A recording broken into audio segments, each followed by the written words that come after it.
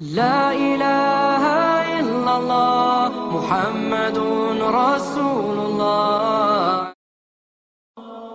رمضان يا رمضان يا رمضان شهر الكتاب تلاوة وقيام.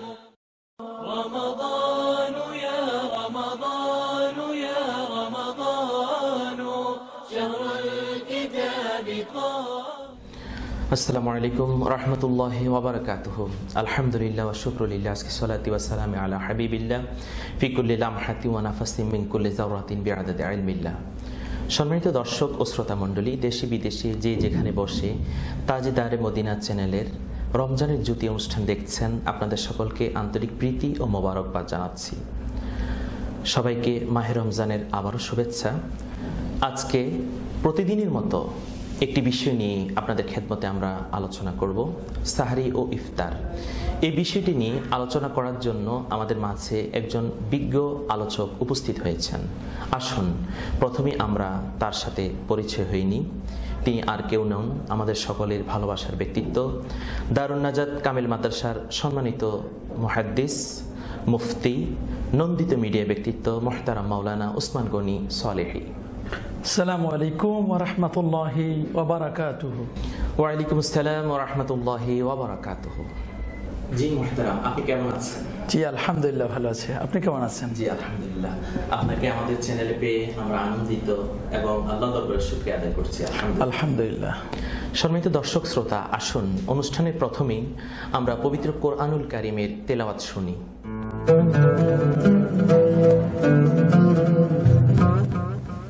أعوذ بالله من الشيطان الرجيم.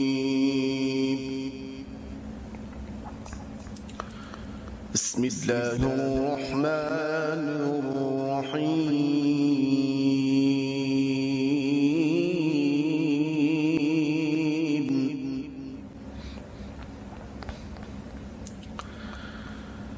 يا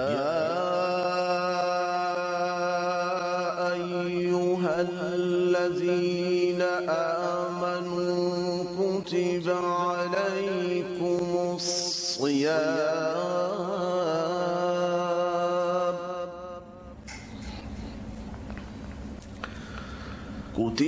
عليكم الصيام كما كتب على الذين من قبلكم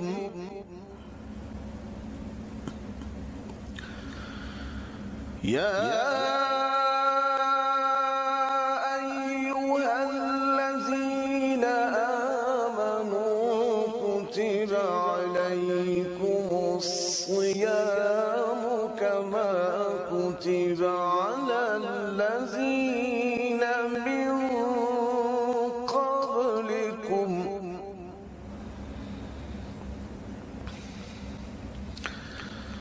كما كتب على الذين من قبلكم لعلكم تتقون.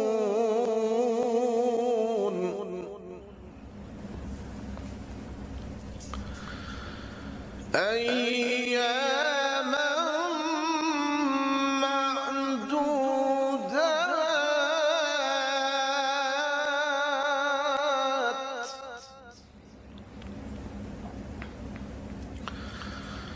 فمن كان منكم مريضا أو على سفر فعدة من أيام أخر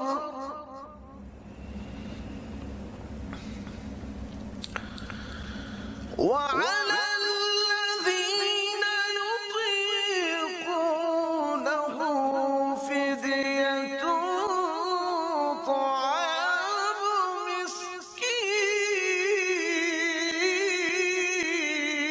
مسكين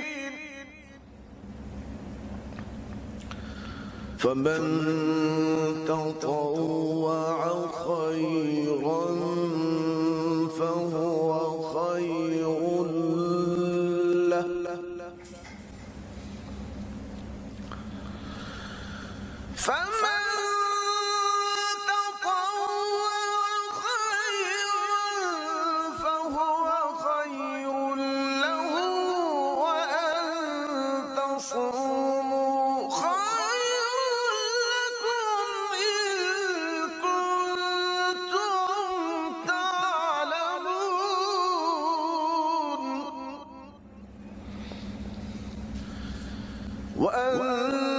تصوموا خير لكم إن كنتم تعلمون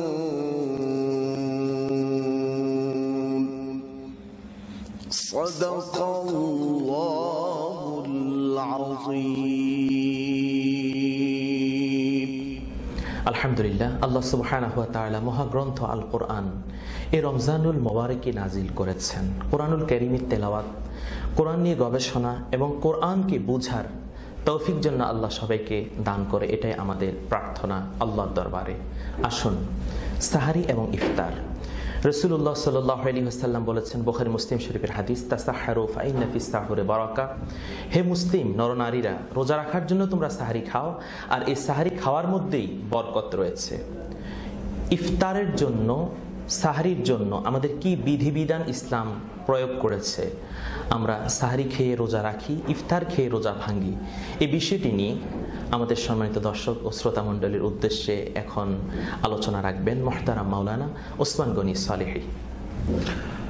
আলহামদুলিল্লাহ, আলহামদুলিল্লাহ ওয়া কাফা ওয়া সালামুন আলা ইবাদিহিল্লাযীনা ইসতাফা, আম্মা বা'দ। শুধু দর্শক ও শ্রোতা, রহমত, বরকত ও মাগফিরাতের সওগাত নিয়ে হাজির হয়েছে মাহে রমাদান। দেখতে দেখতে রমাদানের আজ আমরা দ্বিতীয় দিনে উপনীত হয়েছি।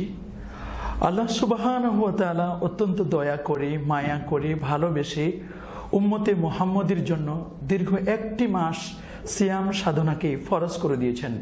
পবিত্র কোরআনুল কারিমে স্পষ্ট করে বলে দেওয়া হয়েছে, ইয়া আইয়ুহাল্লাযীনা আমানু কুতিবা আলাইকুমুস সিয়াম কামা কুতিবা আলাল্লাযীনা মিন ক্বাবলিকুম লাআল্লাকুম তাত্তাকুন।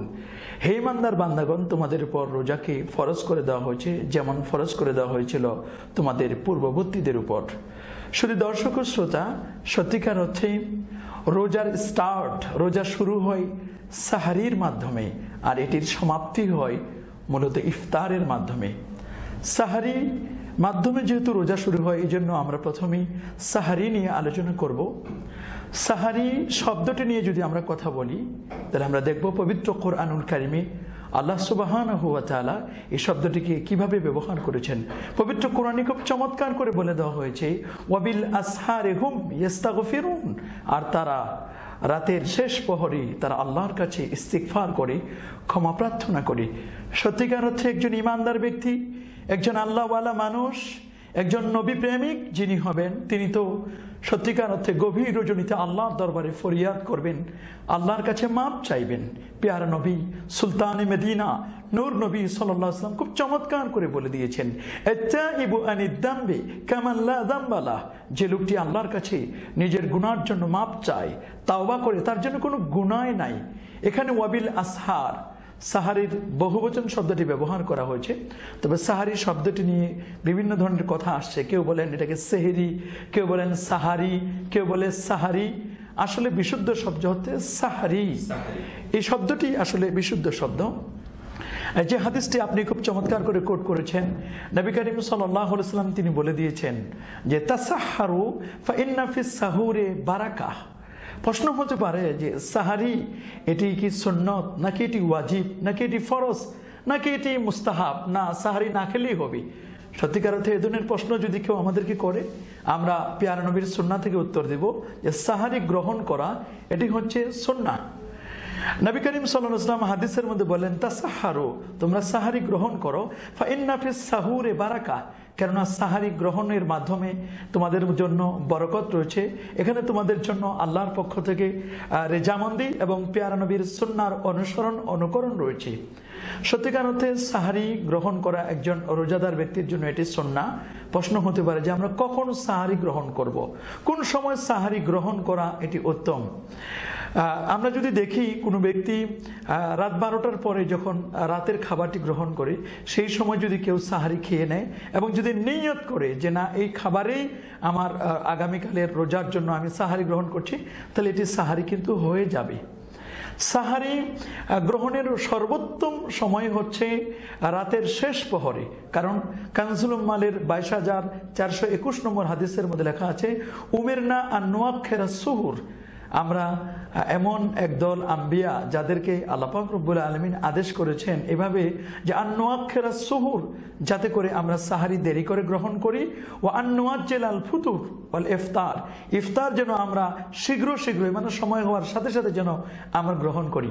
এই হাদিস দ্বারা প্রমাণিত যে সাহারি শেষ প্রহরে গ্রহণ করা এটি হচ্ছে সুন্নাহ। এবং আমাদের মাঝে একটি বিষয় দেখা যায়, অনেকে সাহারি খেতে চায় না।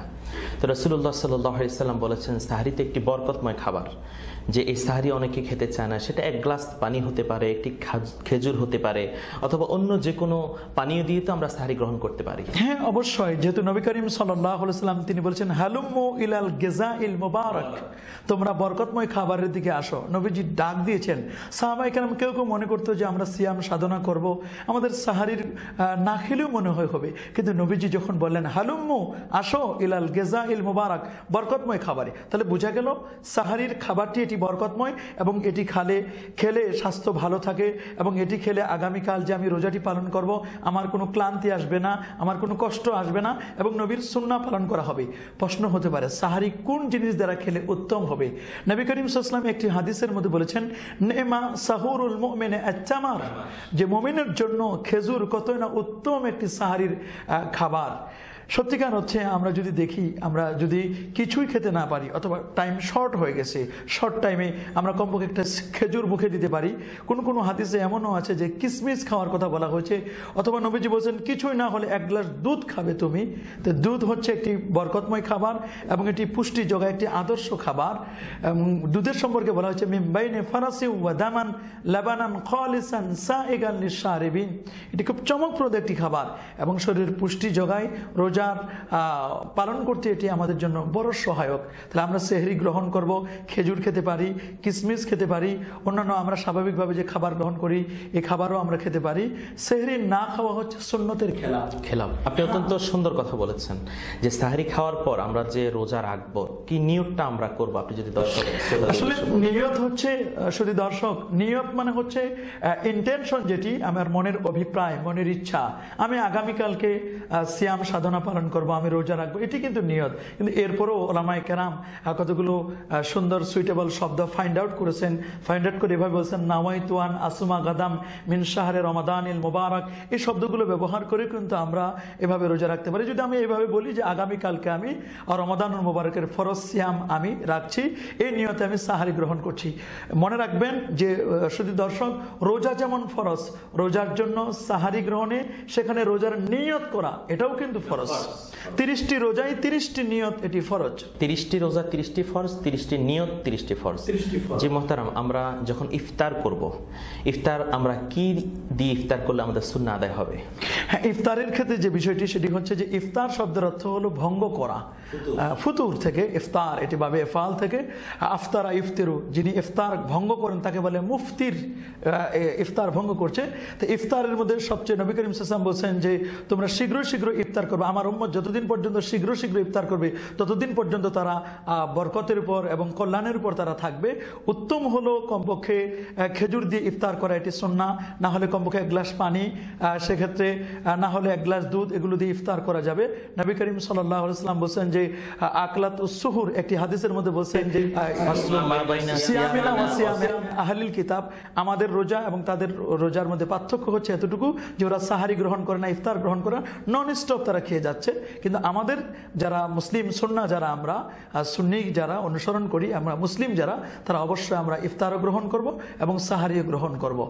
ধন্যবাদ সম্মানিত আলোচক মাওলানা ওসমান গনি সালহি, আপনাকে আমাদের এই চ্যানেলের পক্ষ থেকে অনেক অনেক মোবারকবাদ। ধন্যবাদ আপনাকে যে সুন্দর আয়োজন করেছেন আপনি মাহে রমাদানে, এবং এর সাথে সংশ্লিষ্ট কলা কৌশলী যারা আছেন সবাইকে মোবারকবাদ জানাচ্ছি। আলহামদুলিল্লাহ। সম্মানিত দর্শক ও শ্রোতা মণ্ডলী, আমরা শুনছিলাম সাহরি এবং ইফতার নিয়ে কোরআন এবং হাদিসের অত্যন্ত সুন্দর আলোচনা। সম্মানিত দর্শক ও শ্রোতা মণ্ডলী, আমরা অনুষ্ঠানের একেবারেই শেষ পর্যায়ে চলে এসেছি। আমাদের এই অনুষ্ঠান আপনারা প্রতিদিন দেখতে পাবেন তাজদারে মদিনা চ্যানেলে। আগামী অনুষ্ঠান দেখার আমন্ত্রণ জানিয়ে আজকের মতো এখানে বিদায় নিচ্ছি। আল্লাহ হাফেজ। আসসালামু আলাইকুম ওয়া রাহমাতুল্লাহি ওয়া বারাকাতুহু।